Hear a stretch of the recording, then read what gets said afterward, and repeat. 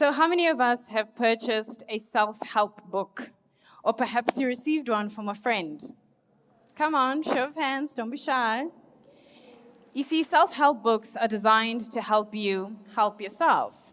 They're books on managing your finances, navigating your career, and even running a successful business. In fact, the subject matter is endless.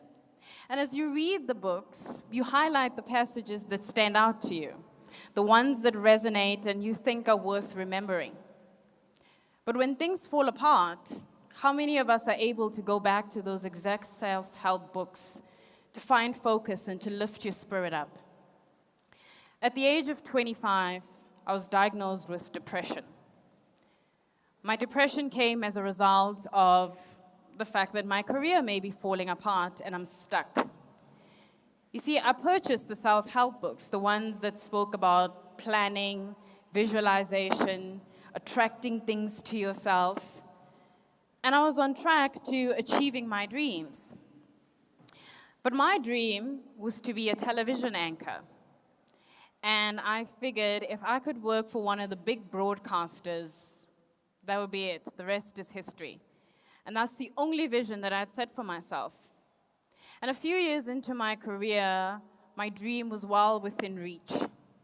I'd worked hard, put in the hours, and I was finally about to get something out. I was quite proud of myself. But suddenly things changed. One afternoon, my editor called me into her office and said, "You're not going to get that promotion that you've been looking for." And I was devastated. I walked out the office and went straight to the bathroom, which I thought was a quiet spot where I could process what I just heard. And when I walked into the cubicle, I could feel the tears building up, and I collapsed onto the floor and began sobbing. And the sobs got louder and louder, and before you know it, I'd broken out into the ugly cry. So as I was crying, my inner voice, which I believe we all have, said firmly to me, "Get up, fix your face, and leave.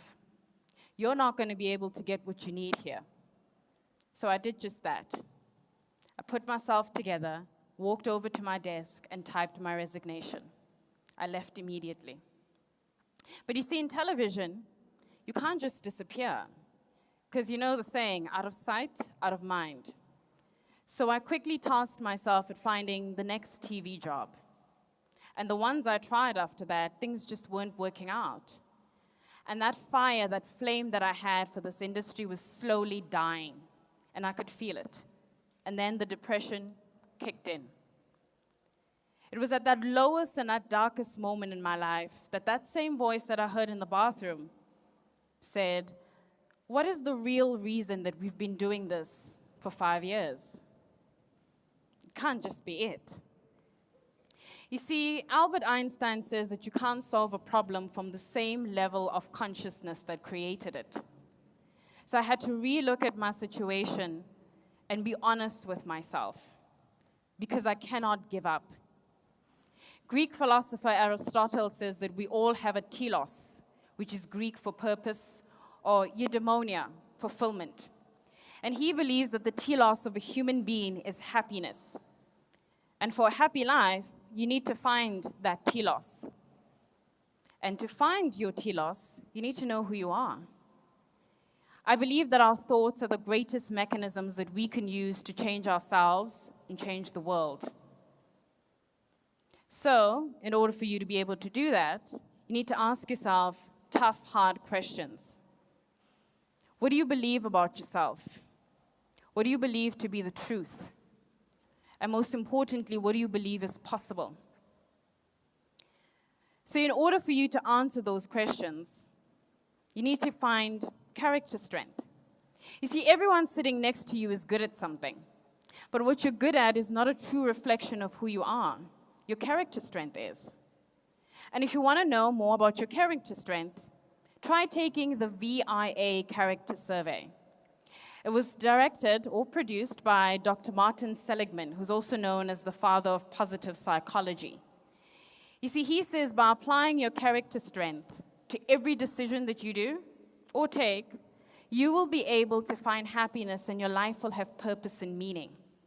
You'll be able to know what works for you and what doesn't, and also you'll be able to express it. Another thing that I found quite important was to be able to shift inwards and look inside and say, what works and what doesn't? So in order for you to find that telos that Aristotle spoke of, you need to shift your focus inwards.